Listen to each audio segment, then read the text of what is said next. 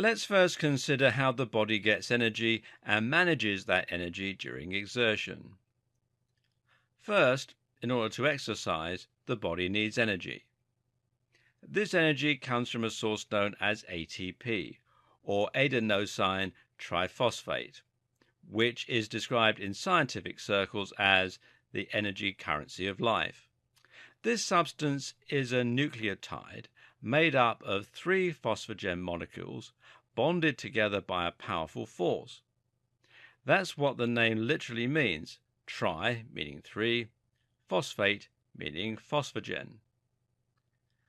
All types of energy in the body are ultimately converted into ATP, so when you eat a big cake, the sugar and glucose will ultimately need to be converted into this molecule before it can be of any use to your muscles or your cells. In real terms, any 1 mole of ATP energy will provide 7.3 calories. It would take just over 190 micromoles to move your index finger enough to click a mouse button on a computer, and this would equate to around 1.42 calories. The power in this substance, however, doesn't come from the phosphogen itself, but from the powerful bonds that bind it together, and it's when these bonds break that they unleash the energy that the body can utilize. An athlete needs to be able to supply their muscles with a lot of ATP then in order to perform the necessary movements for running or weightlifting, and there are 3 ways in which they can do this. The first way the body gets ATP is through the phosphogen system. This is also known as the ATP-CP system, which uses the ATP stored in muscles to supply that energy. The body can store enough ATP at any one time to allow for around 3 seconds of full-powered exertion, a little more or a little less depending on your physical fitness and various other factors, at which point it will need to look elsewhere. Fortunately, breaking the ATP molecules results in some useful byproducts.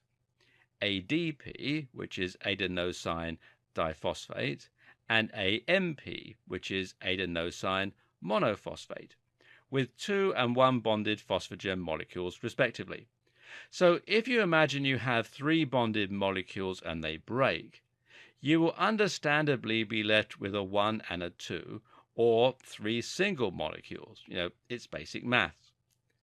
The good news is that using a substance called creatine phosphate, hence the CP, can then recombine these molecules to make them back into ATP, ready to be broken once more for extra energy. The body can store enough creatine for roughly 8 to 10 seconds of continued exertion, meaning that in total the body can use the phosphogen system for around 13 seconds maximum of continued exertion. That is enough to sprint just over 100 meters.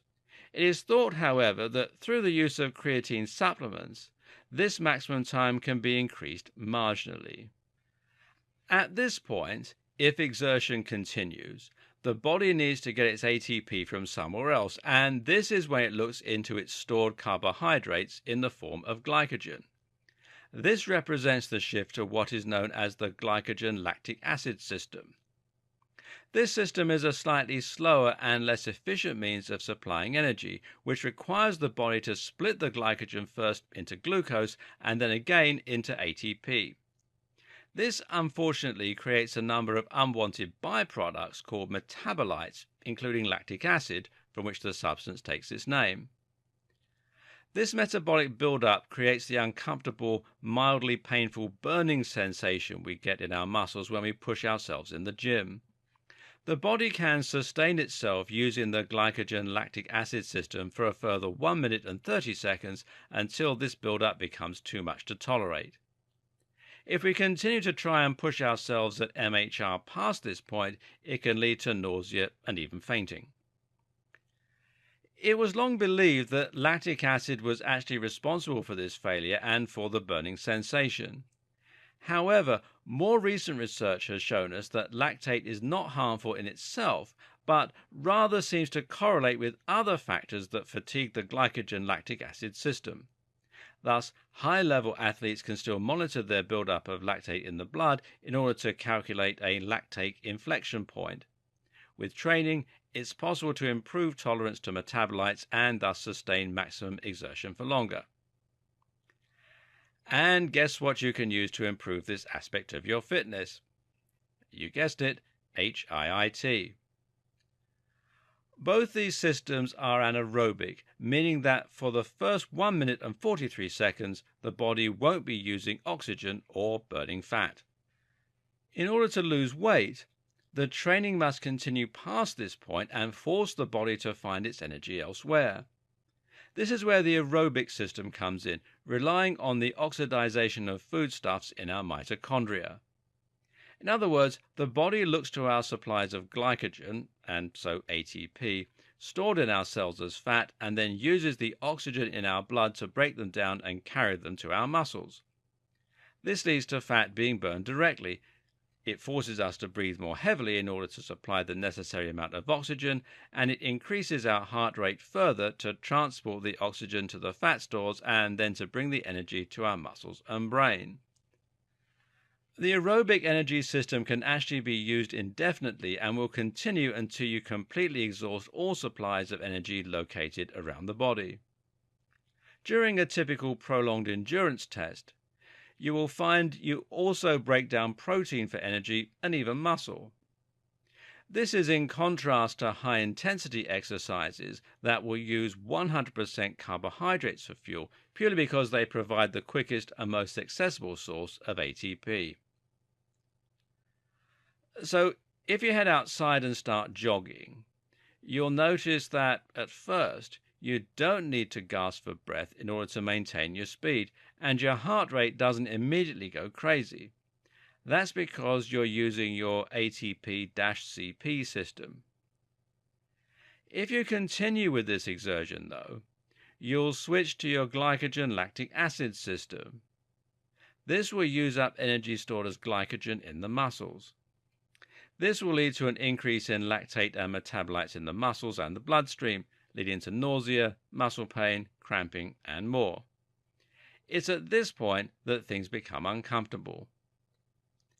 If you're running fast, you will continue to use this system until you eventually pass out, and this is our lactate threshold, or your lactate inflection point. This is the point at which the buildup of lactate and metabolites becomes too great for you to maintain that level of exercise. This will happen before you have completely exhausted the stored glycogen in the muscles. But most of us will instead find we are forced to slow down before we reach our inflection point and switch to the aerobic system. We will drop to sub-maximal exertion triggered by the physical symptoms and will find a steady pace at around 70% of our maximum heart rate. This will mean we have time to burn fat for fuel, which will require heavy breathing and a high heart rate, but which won't lead to the same levels of discomfort. If you are training with steady-state cardio, you will continue this level of exertion indefinitely and stop after you've burned a satisfactory number of calories. Following this, your body would then continue to use a combination of all three systems for tasks throughout the remainder of the day. Low blood sugar, however, would trigger a release of the hunger hormone ghrelin, and this will be accompanied by cortisol, the stress hormone. This is why we're always stressed when we're hungry. This would also correlate with an increase in myostatin, an unpopular molecule that leads to an increased breakdown of muscle. This is on top of the increased protein breakdown during the exercise itself. But if you utilize HIIT, you will use the aerobic system for a set period of time, giving your body enough time to clear the lactate buildup in your bloodstream, and then you would switch back to the maximum exertion to further deplete the glucose stores. This would mean you are taking a small break from burning fat and blood sugar, thus reducing the negative impact on your mood and muscle mass. Moreover, it would mean you could almost entirely empty your glycogen stores and thereby force your body to use blood sugar and fat stores for even the simplest movements for a long period afterwards while it creates more glycogen.